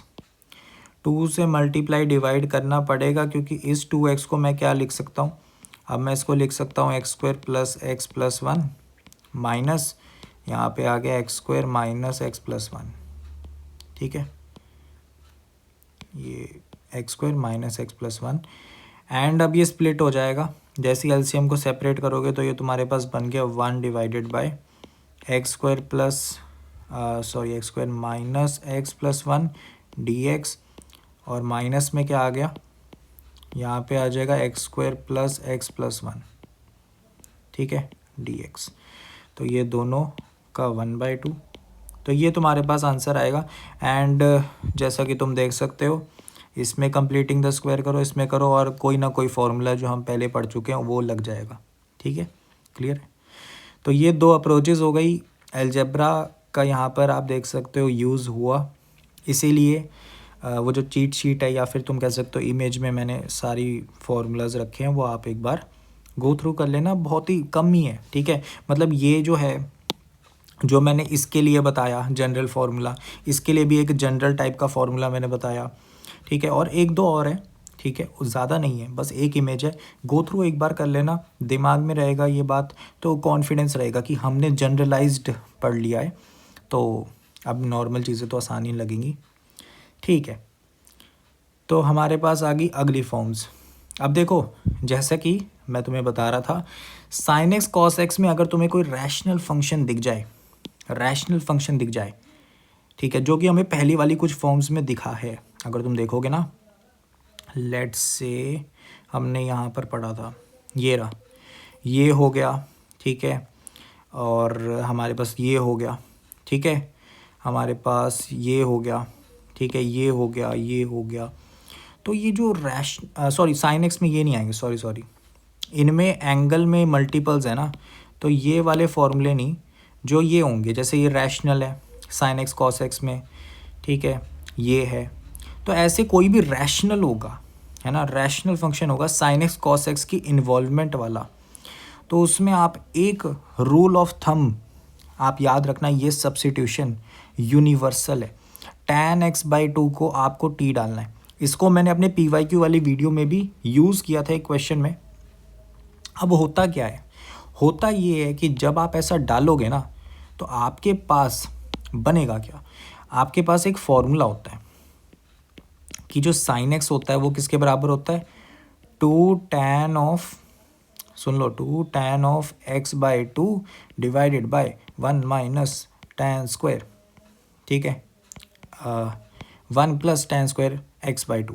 Similarly cos of x का भी एक फॉर्मूला एग्जिस्ट करता है ट्रिग्नोमेट्री में, जो कि होता है 1 minus tan square x/2 divided by 1 plus tan square x/2। तो अगर tan x/2 को तुम t डालोगे तो ये बन जाएगा 2t divided by 1 plus T square, and ये बन जाएगा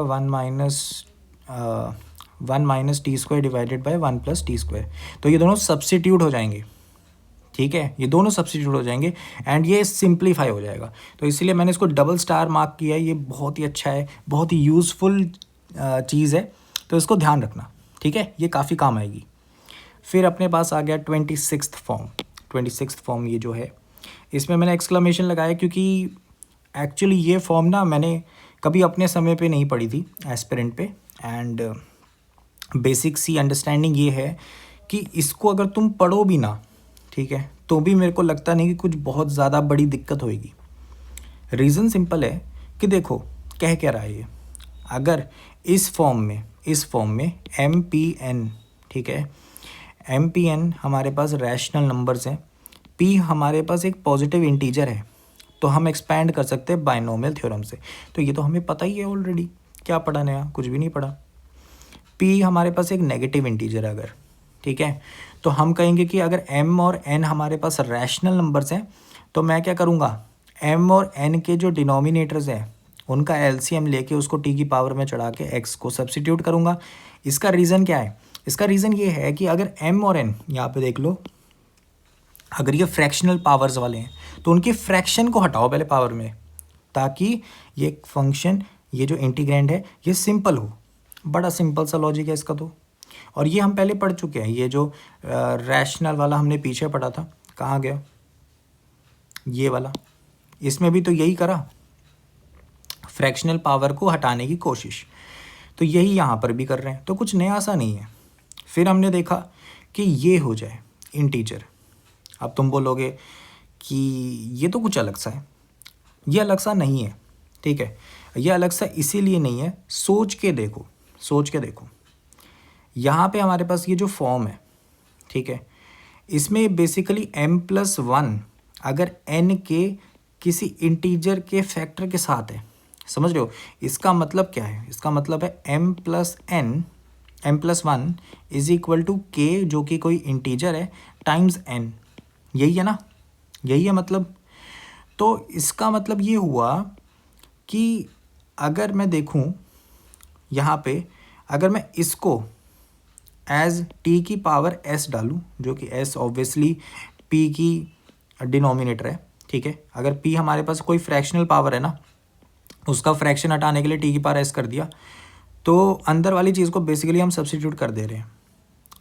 एंड अगर प्लस p करके इंटीजर आ रहा है तो यहाँ पे x की पावर n भी रख दे रहे हैं। क्लियर है, बहुत ज़्यादा लॉजिकल सेंस मेरे हिसाब से ये वाली चीज़ तो मतलब समझना थोड़ा मुश्किल है कि अगर प्लस p के साथ ये कैसे सेंस बना रहा है, बट आई थिंक इसका सेंस तो तुम्हें समझ आ गया होगा थोड़ा थोड़ा, क्योंकि m+1 जो है यहाँ पर थोड़ा बताने की कोशिश हो रही है कि m+1 जो है कोई n के मल्टीपल्स का ही है, ठीक है। तो अगर तुम ऐसा कुछ डालते हो तो इसका डिफ्रेंशिएशन करने के बाद n-1 आएगा, ठीक है। तो अगर तुम x की पावर n-1 आ रहा है और मैंने बताया कि m+1 तुम्हारे पास k टाइम्स n है, तो तुम देख सकते हो ये -1 उधर जाएगा तो n-1 टाइप का कुछ बन रहा है ना। तो बेसिकली वो मैच हो जाए इसीलिए ये, ठीक है। एंड इसका तुम थोड़ा सा सोचो, ठीक है, x की पावर n यहाँ पर एक्स्ट्रा रख देते हैं, ठीक है, बाकी सेम है इन दोनों में, ठीक है, क्लियर है। चलो फिर तो हमारे पास आ गया पार्शियल फ्रैक्शंस।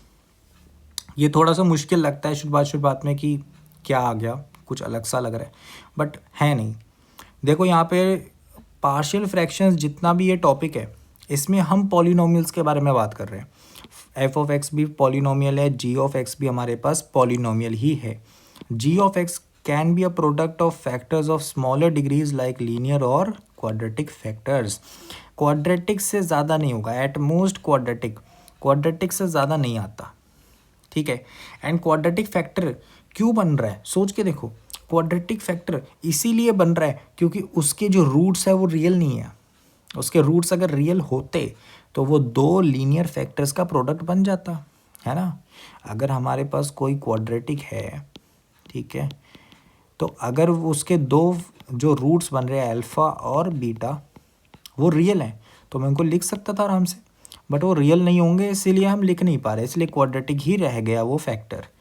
अब देखो, जब हमारे पास ये डिवीजन है, ये रैशनल फंक्शन है जो पॉलिनोमियल डिवाइडेड बाय पॉलिनोमियल है, ये इम्प्रॉपर हो। इम्प्रॉपर का मतलब जो ऊपर वाला पॉलिनोमियल है उसकी डिग्री जो है वो ज़्यादा या फिर हमारे पास बराबर है डिग्री ऑफ g(x) के, ठीक है। तो हम क्या करते हैं, लॉन्ग डिवीजन कर दो पॉलिनोमियल्स की, जो कि आपने 10th में पढ़ी होगी, 9th में पढ़ी होगी, ठीक है। लॉन्ग डिवीजन ऑफ पॉलिनोमियल्स करके तुम्हारे पास ये क्वेश्चन आ गया, ये रिमाइंडर आ गया, ठीक है।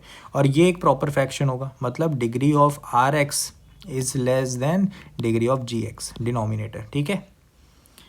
फिर अपने पास आ गया कि अब हम सीख क्या रहे हैं कि अगर इंटीग्रैंड इस फॉर्म का है जो कि यहाँ पर गिवन है, तो इंटीग्रैंड को कैसे तोड़ेंगे। ठीक है, जैसे मान लो कोई पॉलिनोमियल है जिसकी डिग्री नीचे वाले पॉलिनोमियल से कम है, मतलब प्रॉपर फ्रैक्शन है, यही चीज़ यहाँ पर लिखी है। अब इसको हम कैसे लिख सकते हैं, कुछ ऐसा। ठीक है, कुछ ऐसा लिख सकते हैं। अब a1 a2 an कैसे निकालेंगे, तुम क्या कर सकते हो, एलसीएम ले सकते हो, एक्स स्क्वायर यहाँ पे px को इससे न्यूमरेटर से कंपेयर कर सकते हो, क्योंकि आइडेंटिटी है, तीन दोनों साइड बराबर है, तो x के जो कोफिशिएंट्स होंगे, ठीक है, x का कोफिशिएंट सेम होगा दोनों में, एक्स स्क्वायर का सेम होगा, एंड सिमिलरली सारे सेम होंगे कोफिशिएंट्स। तो ऐसे कंपैरिजन से तुम्हारे पास a1 a2 an निकल जाएंगे। लेकिन इनको निकालने की एक ट्रिक भी होती है जो हम अभी सीखने वाले हैं।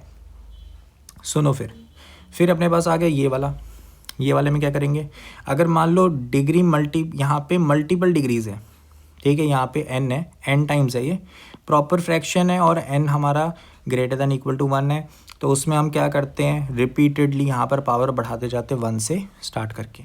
ठीक है, बट अगर तुम यहाँ पे ऑब्जर्व करो तो तुम्हें यहाँ पे दिखेगा कि x माइनस ए को t भी पुट कर सकते थे, ठीक है, सब्स्टिट्यूट कर सकते थे यहीं पर, तो ये सवाल तब भी हो जाता। ठीक है, क्लियर है। चलो फिर अपने पास आ गया अगली फॉर्म कि अगर मान लो कि अब दो लीनियर फैक्टर्स हैं, कुछ मल्टीपल पावर्स है, तो तुम्हें पैटर्न तो पता लग गया होगा, पहले को यहाँ पे n तक पहुँचाया और दूसरे को m तक पहुँचाया। ठीक है, 1 से स्टार्ट करके, क्लियर है। ठीक है, यहाँ पे ऑब्वियसली ये प्रॉपर फ्रैक्शन है ये वाला, and this is the thing.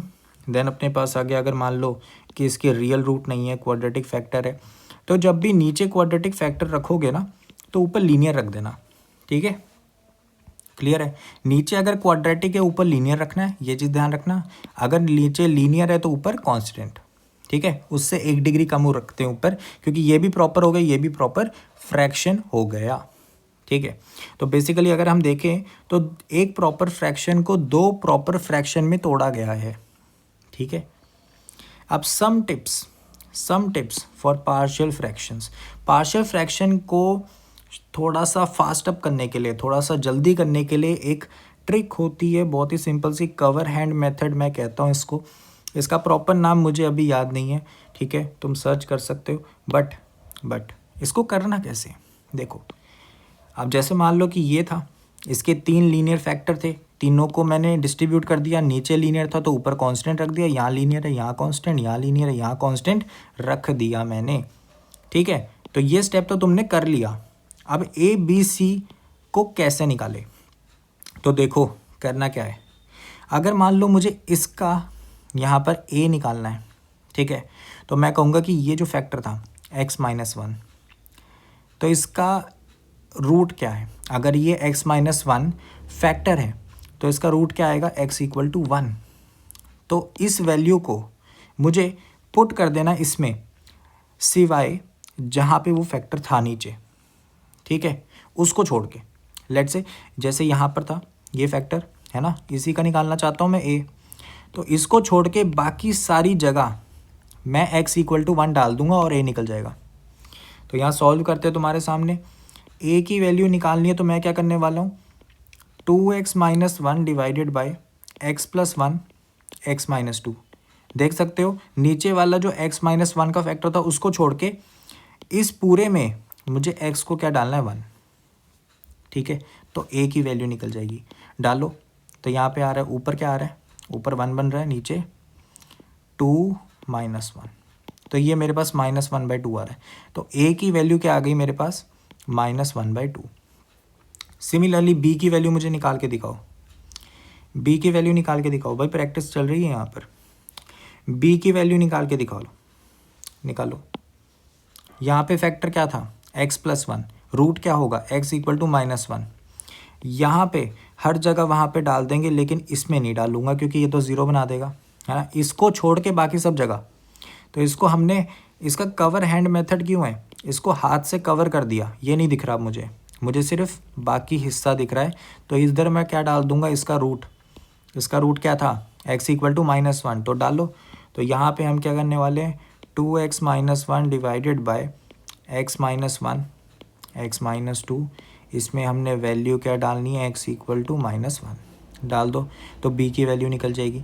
तो यहाँ पे तुमने -1 डाला, ऊपर -3 बन गया, यहाँ पे -2 -3, तो ये भी मेरे पास -1/2 निकल के आ रहा है, तो -1/2। ठीक है, बात क्लियर है, समझ गए? अच्छा, तो c की वैल्यू निकाल दो। अब c की वैल्यू तुम देखते ही निकाल पा रहे होगे। c का फैक्टर क्या है, नीचे 2 है, डाल दो। तो ऊपर तुमने डाला 4 - 1 3 डिवाइडेड बाय 2 डाला, तो ये 1 का फैक्टर और यहाँ पे 3 का फैक्टर है, तो ये तो 1 के बराबर आ रहा है ना। ठीक है, तो c की वैल्यू क्या निकल गई, 1 निकल गई। अब जैसे ही तुमने ये वैल्यूज़ निकाल ली तो तुम आराम से इंटीग्रेट कर सकते हो, ये अलग अलग इंटीग्रेशन हो जाएंगे। ठीक है, क्लियर है, ये अलग अलग इंटीग्रेशन तुम कर सकते हो। सिमिलरली इसमें इम्प्लीमेंट करके दिखाओ। तो अगर तुम देखोगे इसका फैक्टर क्या है, 0, तो यहाँ पे मैं इसको छोड़ के इसको हाथ से कवर कर दिया, बाकी मैं 0 डालूंगा तो क्या आ रहा है, ये 0 हो गया 1, ये 0 हो गया 2, तो ये 1/2 आ रहा है। a की वैल्यू क्या आ गई, a की वैल्यू मेरे पास आ गई 1/2। सिमिलरली इसका फैक्टर देखो क्या आ रहा है, -1, तो यहाँ डाला -1, यहाँ डाला -1, तो यहाँ पे बन गया 3, तो ये b की वैल्यू क्या आ रही है, -1/3। समझ रहे हो कितना फास्ट मेथड है। बस एक कमी है इस मेथड में, जैसे तुमने लीनियर फैक्टर के तो रूट निकाल के यहाँ पर a और b की वैल्यू निकाल ली, लेकिन यहाँ पे तुम देख सकते हो इसको नहीं कर सकते, इसका फैक्टर नहीं निकाल सकते। तो ये बहुत ही सिंपल है कि देखो a और b निकल गए, है ना, तो तुम क्या कर सकते हो, अब एलसीएम ले लो। ठीक है, तो तुमने एलसीएम लिया, ठीक है, तो यहाँ पे x बना, यहाँ पे x + 1 आया, एंड तुम्हारे पास क्या बन गया, और x² + 2 है। ठीक है, तो तुम्हारे पास आ गया cx + d, यहाँ पे था ना, इसके साथ मल्टीप्लाई में एक x होगा, एक x + 1 होगा, एंड यहाँ पे x² + 2 का फैक्टर है, और यहाँ पे क्या आएगा, 1/2 टाइम्स x + 1, एंड साथ में क्या है, -1/3 टाइम्स x।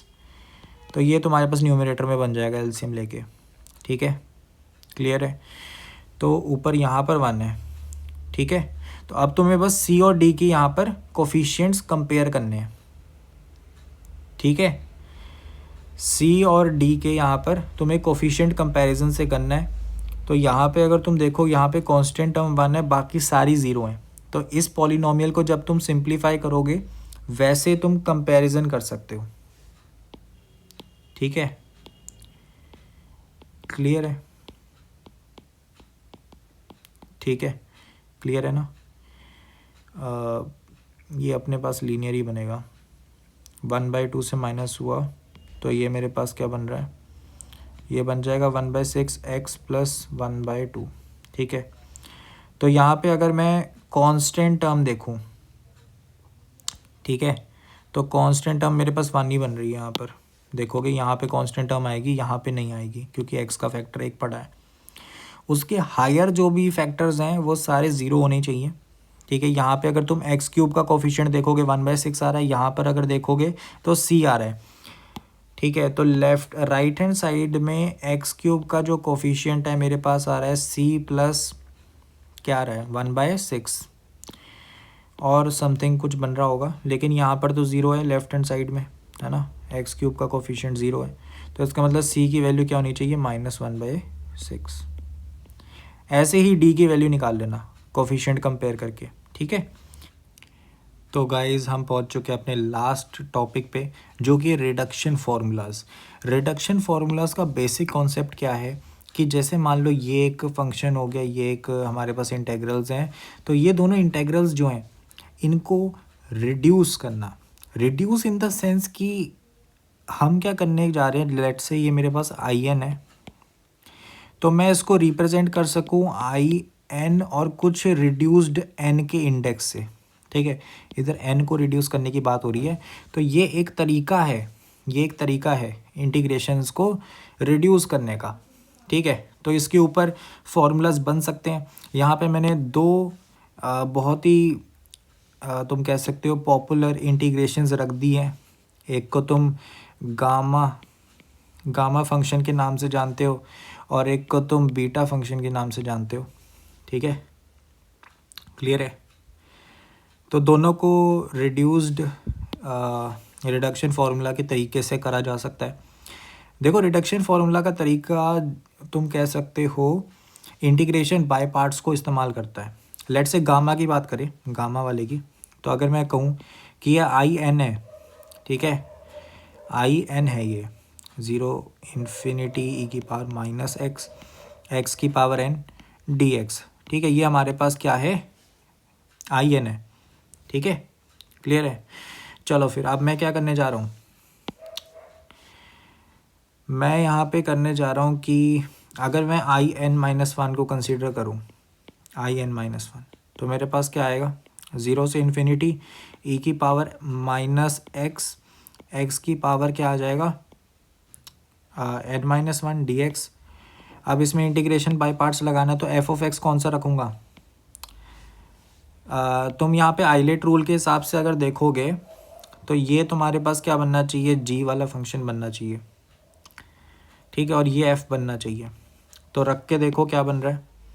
तो यहाँ पे मेरे पास आ रहा है एक्स की power n minus one minus e, यहाँ पे आ जाएगा इंटीग्रेशन ई की power minus x d x. ठीक है, इसमें हम वैल्यू पुट कर देंगे 0 से इन्फिनिटी। ठीक है, फिर माइनस में अपने पास क्या आ गया, इंटीग्रेशन ऑफ यहाँ पे क्या आ गया, एक्स की पावर एन माइनस वन का डिफ्रेंशिएशन हो जाएगा, है ना। ठीक है कि नहीं, डिफ्रेंशिएशन हो जाएगा। ठीक है, तो यहाँ पे n minus one n minus two बन जाएगा। ठीक है, n minus two and n minus two यहाँ पे आगे भी आ जाएगा। तो एन माइनस वन एक्स की पावर एन माइनस टू, ये मेरे पास इसका डिफरेंशिएशन आ गया। और एक ये इंटेग्रल मेरे पास यहाँ पर होगा, इसका वैल्यू क्या आ रही है, ई की पावर माइनस एक्स माइनस, तो यहाँ पे रख देता हूँ इसको माइनस ऑफ ई की पावर माइनस एक्स एंड इसका डी एक्स 0 से इन्फिनिटी। तो अब अगर तुम इसकी वैल्यू डाल के देखते हो तो तुम्हारे पास आएगा कि देखो ये एक्चुअली है क्या, ये कुछ ऐसा है, ई की पावर माइनस एक्स, इसमें तुम वैल्यू डालने जा रहे हो 0 से इन्फिनिटी।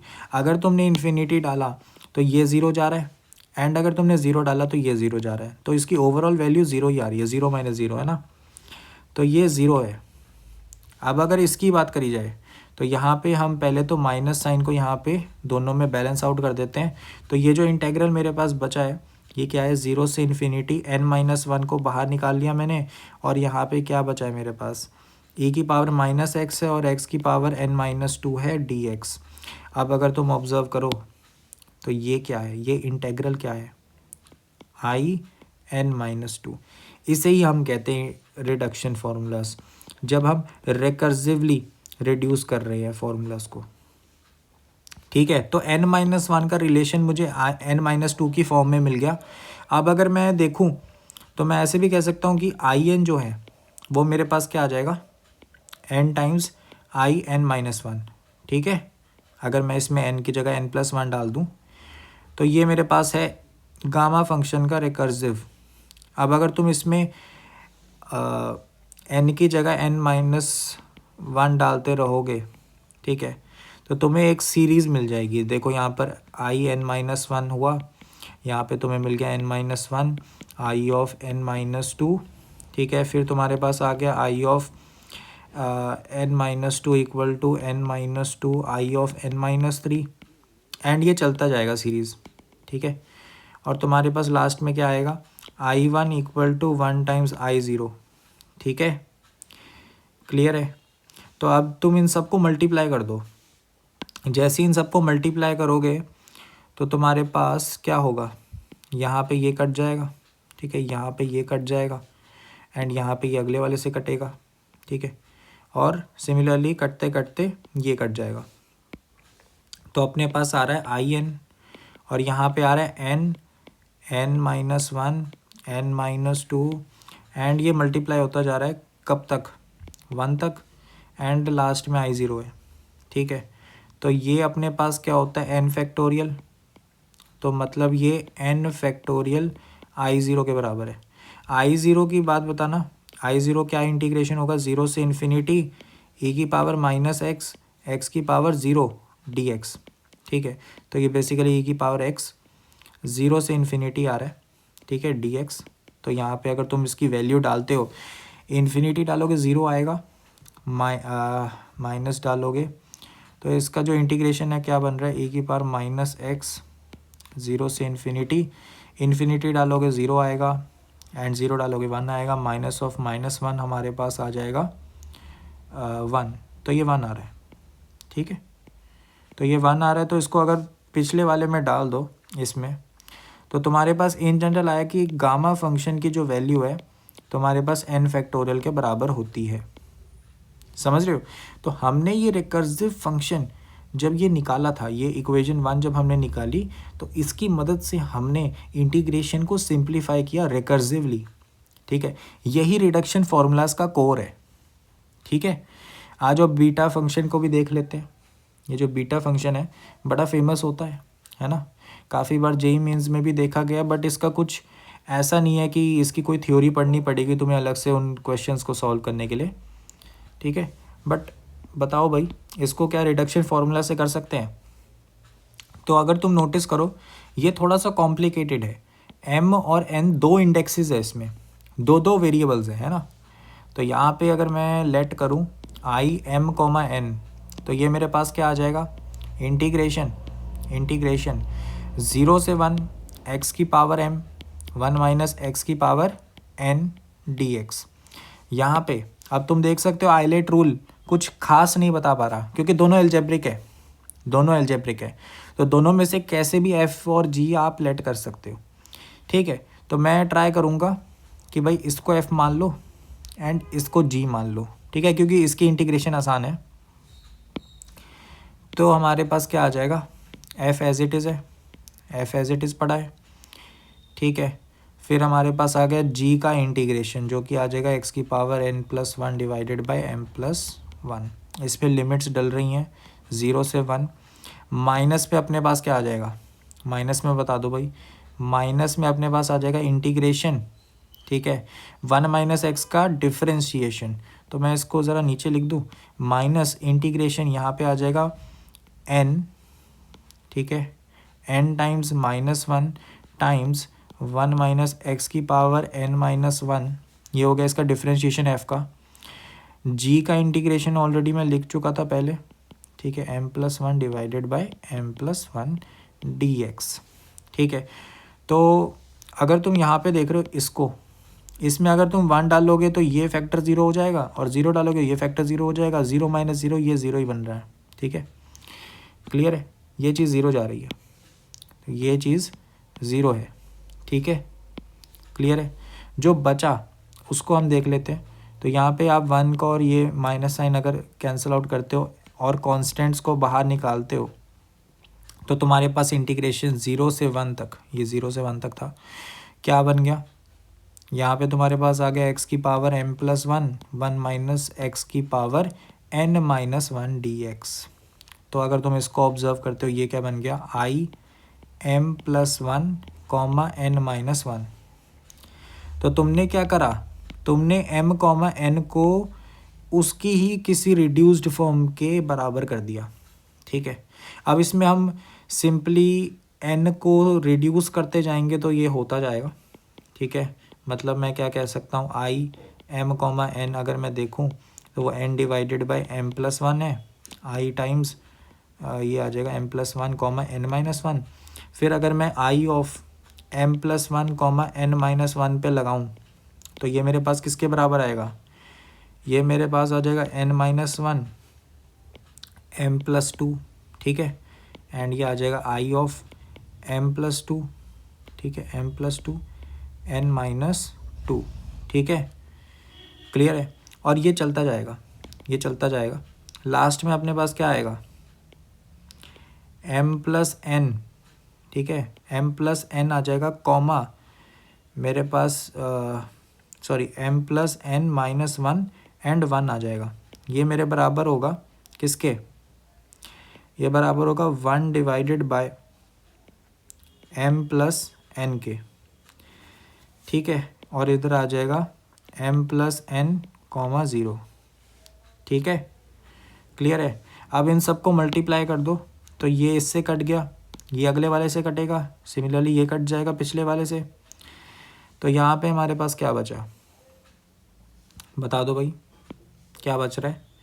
तो यहाँ पे हमारे पास आ रहा है m कॉमा n किसके बराबर आ गया, n into n minus 1 and so on till 1 divided by m plus 1 m plus 2 and so on till m plus n, ठीक है।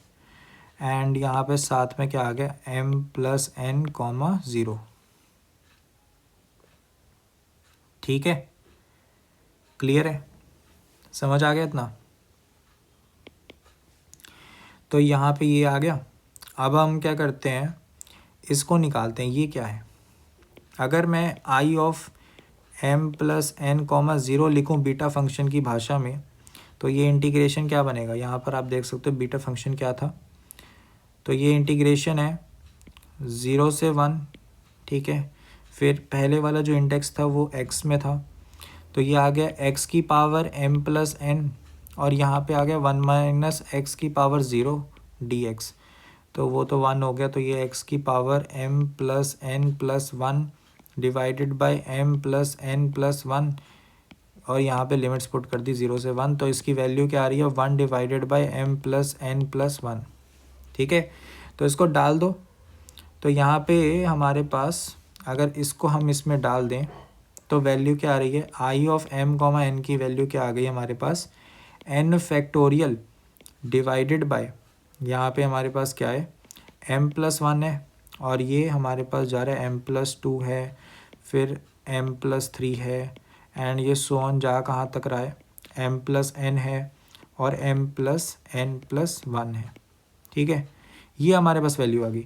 अगर इसमें ऑब्जर्व करो तुम, तो अच्छा सा अगर फॉर्मूला बनाना है तो m फैक्टोरियल ऊपर और नीचे मल्टीप्लाई कर दो, क्योंकि अगर तुम कंटिन्यूएशन देखो तो नीचे वाला क्या बन जाएगा फिर, m प्लस n प्लस 1 का फैक्टोरियल, ठीक है। तो यहाँ पे बढ़िया सा फॉर्मूला निकल के आता है, n factorial m factorial divided by m plus n plus 1 का फैक्टोरियल, क्लियर है, ठीक है। तो ये तुम लिख सकते हो, ये हमारे पास इसका रिज़ल्ट आ गया। तो ऐसा नहीं है कि ये दोनों रटने वाली बातें, बट यहाँ पर समझने वाली ये बात है कि इंटीग्रेशन बाय पार्ट से हम रिकर्सिवली कैसे सॉल्व कर रहे हैं इन दोनों को, ठीक है। रिडक्शन फार्मूला का यही हमारे पास कोर है, ठीक है। ऐसे बहुत सारे एग्जिस्ट करते हैं, सीकेंट की पावर nx dx, इसका इंटीग्रेशन, इसका रिडक्शन फार्मूला। सिमिलरली ऐसे बहुत सारे हैं, बट उनमें कोर पार्ट क्या है, मेन बात क्या है कि इंटीग्रेशन बाय पार्ट्स ढंग से लगाना आना चाहिए, रिकर्सिव फंक्शन बनाना आना चाहिए, ठीक है, क्लियर है। सो इसी के साथ इनडेफिनाइट इंटीग्रेशन का पूरा 1 शॉट कंप्लीट होता है, ठीक है। कम टाइम पे हमने काफ़ी चीज़ रिवाइज़ करी है, एज़ मैंने पहले भी बताया हम रिवाइज़ कर रहे हैं, ठीक है। ऐसा नहीं है कि मैं कोई नई चीज़ तुम्हें पढ़ा रहा हूँ, सारी चीज़ें तुमने पहले से पढ़ी हुई हैं, बस मैं उनको रिवाइज़ करा रहा हूँ, ठीक है। आई होप सो आज की जो पूरा सेशन है वो समझ आ गया होगा। इसी के नोट्स आपको डिस्क्रिप्शन में मिल जाएंगे, ठीक है। एंड जो मैं फार्मूलाज़ की बात कर रहा था अलजेब्रा वाली, उनको ज़रूर से टेलीग्राम चैनल पे क्वेश्चन कलेक्शन वाले ग्रुप को ज्वाइन करके देखना, अच्छे फार्मूलाज़ हैं वो, ठीक है, क्लियर है। तो आई होप सो क्लैरिटी मिल गई होगी इस टॉपिक में।